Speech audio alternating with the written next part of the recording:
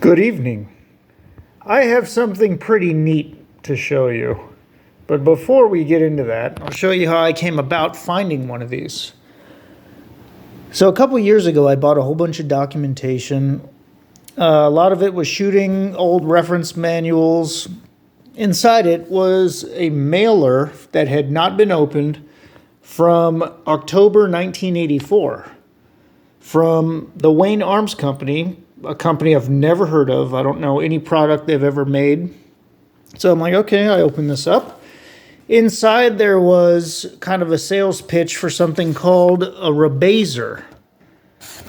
And I read through all this, and I had never heard of this before. I don't know anybody that owned one. I've never heard anyone else talk about one.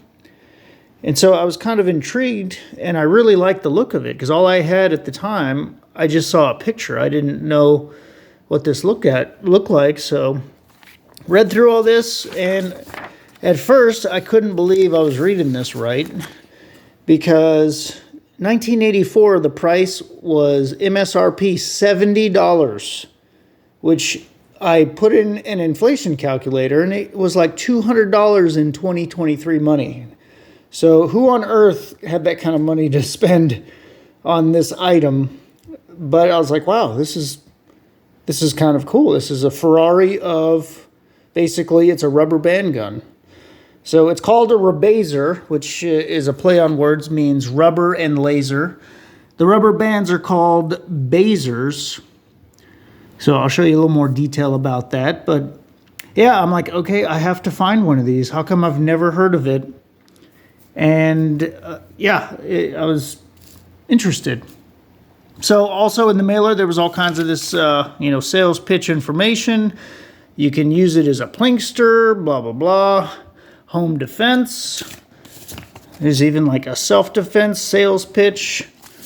So, yeah, I was intrigued by this product that I'd never heard of in my entire life. And I've done a lot of shooting. So I'm like, okay. And then inside this mailer was this nice color ad of this gorgeous looking kind of Art Deco, Knight Rider-esque Ferrari rubber band pistol. And I must have looked this over several times. This is it. These are the Rabaser bands. And what these are, it's silicone rubber. This is a solid piece of plastic that was glued. These were all handmade. And it's surgical tubing made specific for this gun, so it doesn't shoot like a typical rubber band. So these are the specs on the pistol and the Rabaser ammunition. There's actually different types of ammunition that you could have purchased with this. So it depends on, so you have, let me see here. Oh, it doesn't say it. There's, I think, different sizes of the tubes, and therefore they hit differently. I read that in the manual. So this is the scale picture of the pistol, and it's made out of polycarbonate. They advertise it as Lexan, which Lexan is a GE product, so early 1980s, that is pretty space age. So it has this Art Deco look, but it's black. So to me, that just screams 1980s for some reason. It has nice sights, nice trigger. It just looks gorgeous in gloss black. And made by the Wayne Arms Company, a company that I don't know what else they made. Sorry for the glare. You could even get it customized. So there's that. Oh, the other thing that I learned. Abercrombie & Fitch sold this pistol for $75 in 1984. I never even heard of that brand. Maybe I grew up in the Midwest, small town. I never heard of that brand until like the early 2000s. I had no idea they had been around as long as they have been. That was interesting to learn, but for some reason, they marketed this product to them, and sure enough, they sold it in their stores. So, pretty cool. Also, let me see here. I don't know how I got a hold of this. This was kind of the dealer pack flyer, basically saying the bulk discounted rate. So still $40, and this is if you're a dealer, and this is 1984. So, you know, these things weren't cheap.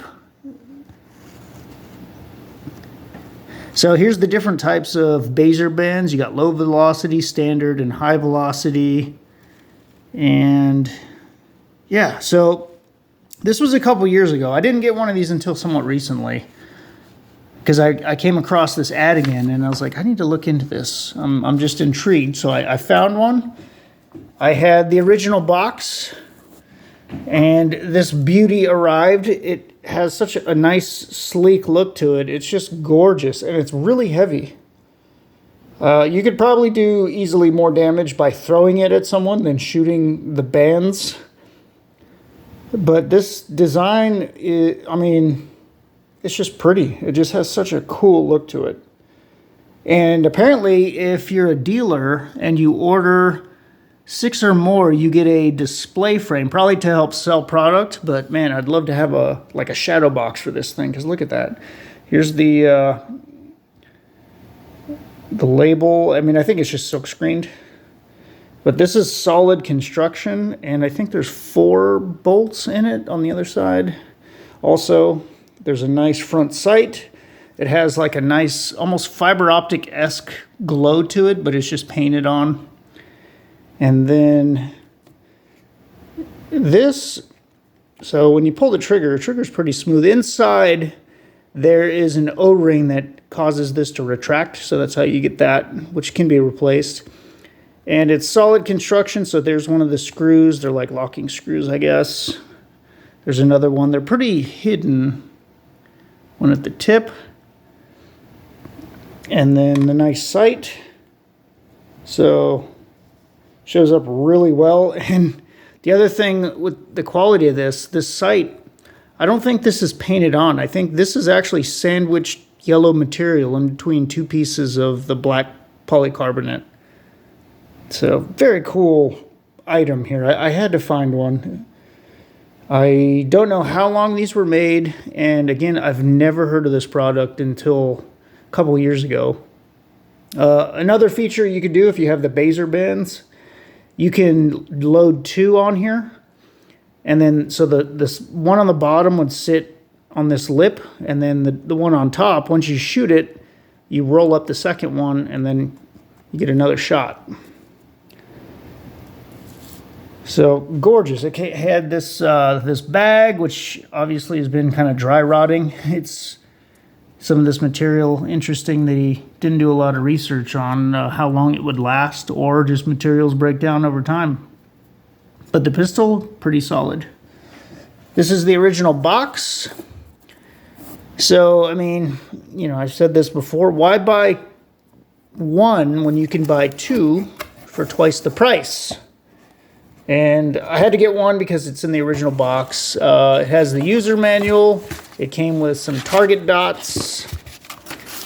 These are the Rabaser bands. These are interesting. What is this? Oh, that's the target dots. The little label that goes on there. This one had a different color case. So there's kind of a gray case and a goldish case. I'll show you that a bit later. So let's look at these bands. These are the standard velocity. These are all broken, as you can tell, but they exist. So I think that's cool. Of these, you could, I mean, there is instructions in the manual on how to make new ones.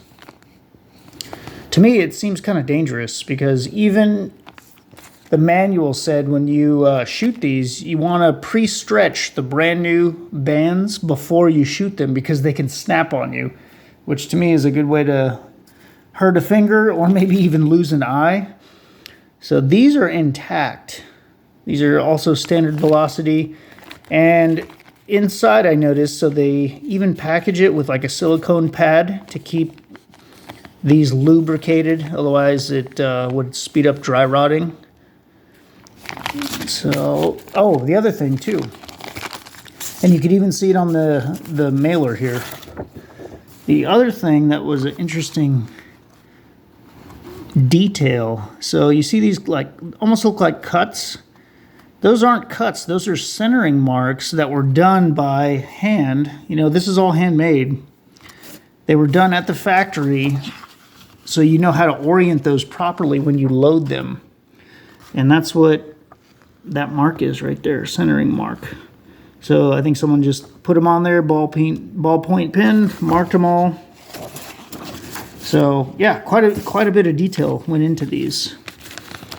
And here's kind of the size. I've thought about wanting to shoot one, but I'm scared it might break on me. And the manual does say how to make new ones. You just get certain size tube. This is actually glued in there, and it tells you how to glue it. And this pistol here happens to be the Abercrombie & Fitch version. Exactly the same. The only difference is the extra lettering, the brand. That's the only difference between it. And you can get it customized. Yeah. So this thing is pretty neat. And you can tell it's neat because of the way it is. So I don't know if anyone else has ever seen one of these, had one of these growing up. I've never seen one, and I've shot a lot growing up. So this is just kind of a cool bit of retro tech for its time. Maybe I could dig the manual out. Sorry, I don't. Oh, so here's where it tells how to inspect the bands and also how to re-glue, so you can repair your own basers. I think I have a couple copies of this actually in here, but yeah, here's the owner's manual. And